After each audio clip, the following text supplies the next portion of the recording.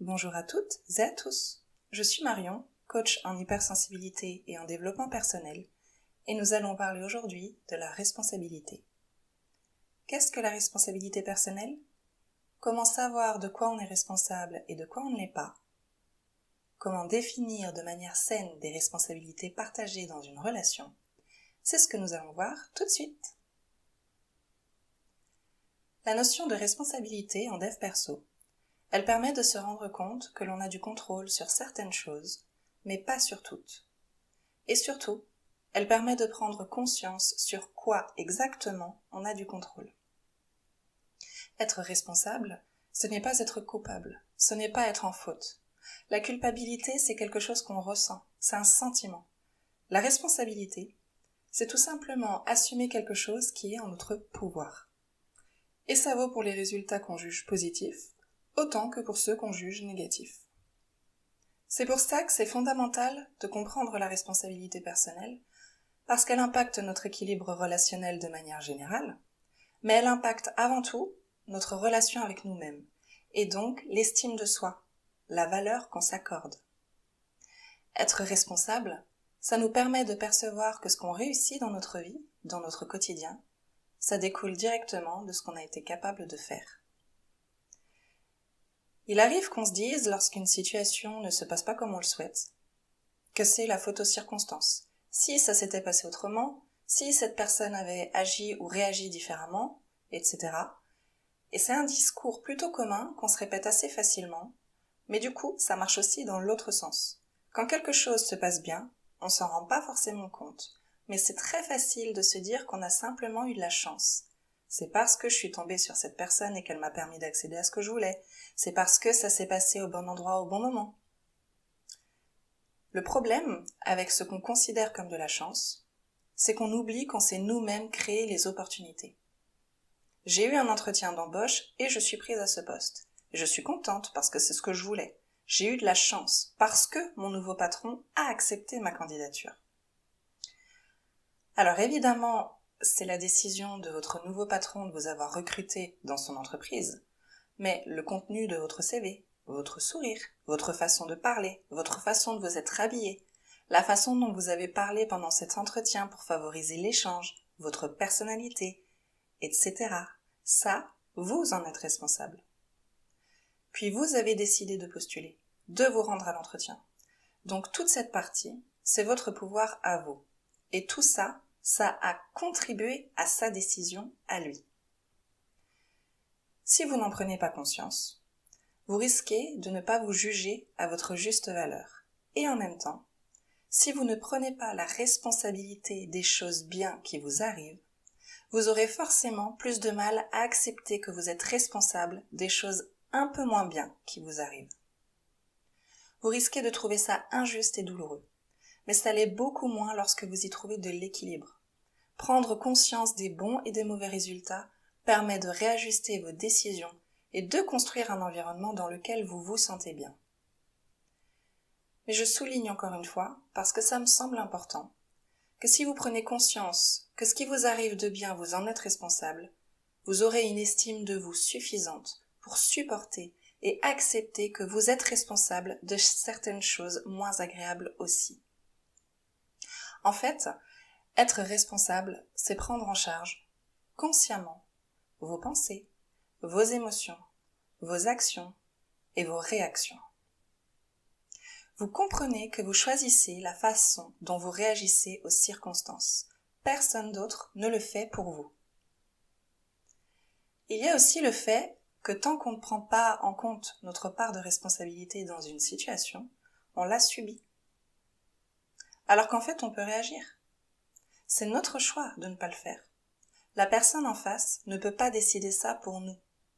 Autant nos réactions, on en est responsable, mais autant on est responsable aussi de nos inactions.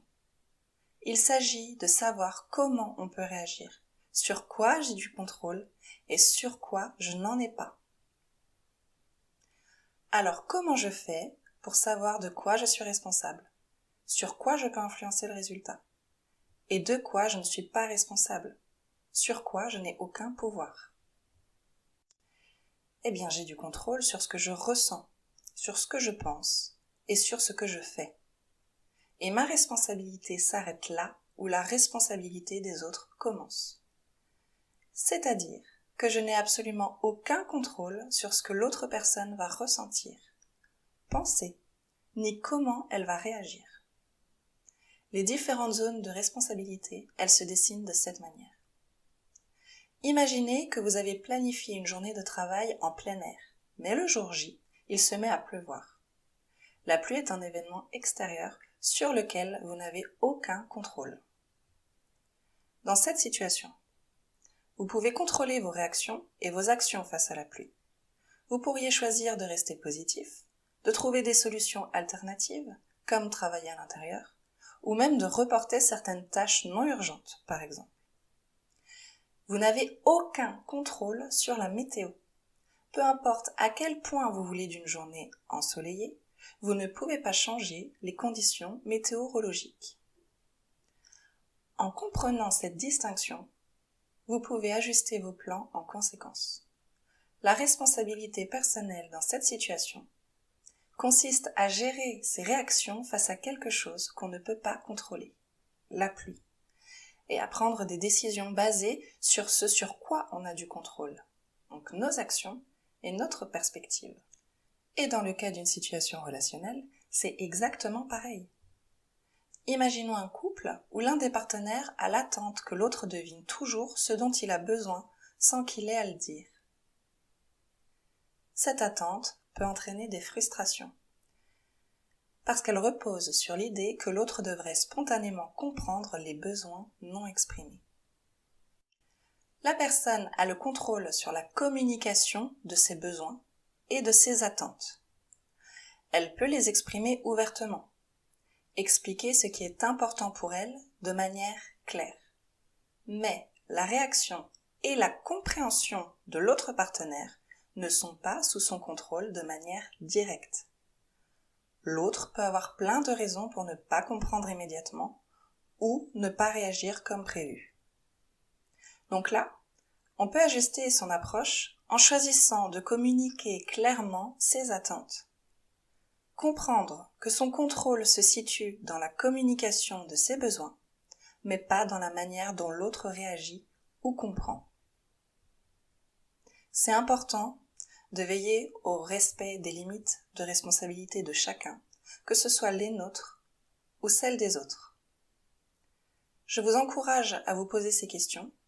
Identifiez dans vos situations personnelles ce qui relève de votre responsabilité et ce qui ne la concerne pas. C'est avec de l'entraînement et de la pratique que ça devient naturel. Et cette notion est vraiment un point de départ dans l'équilibre de nos relations.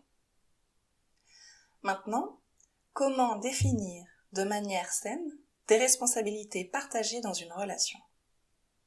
Il faut d'abord comprendre qu'une attente n'est justifiée que par un accord commun. Si j'attends de mon compagnon ou de ma compagne, je généralise, si j'attends de mon partenaire qu'il fasse la moitié des tâches ménagères à la maison, je serai déçue à chaque fois que c'est pas fait. Forcément, parce que j'attendais qu'il le fasse. J'attendais probablement qu'il le fasse pour plusieurs raisons qui me semblent justifiées.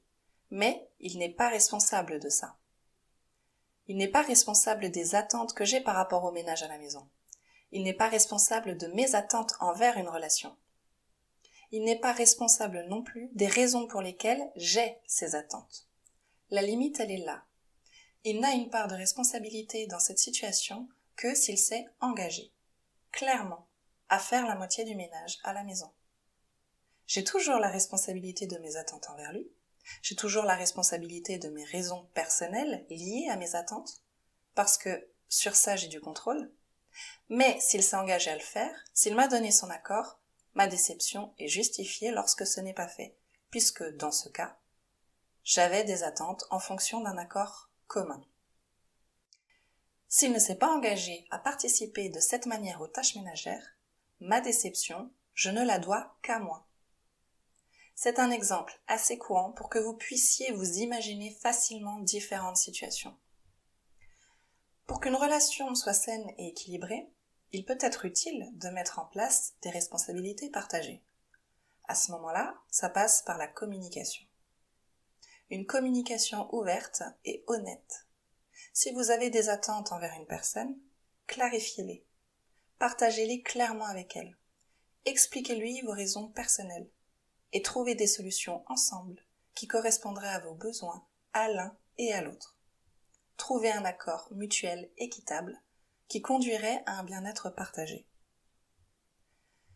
Tant que cet accord n'a pas été établi, que la personne ne s'est pas clairement engagée, vos déceptions restent injustifiées et l'autre personne n'en est absolument pas responsable.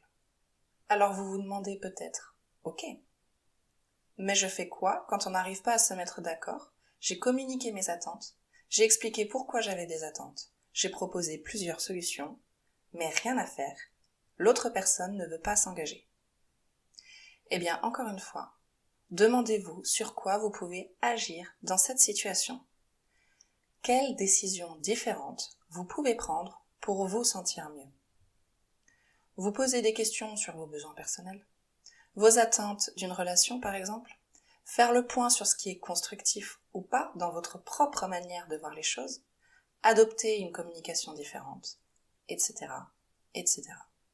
Utilisez votre énergie pour ce que vous pouvez changer.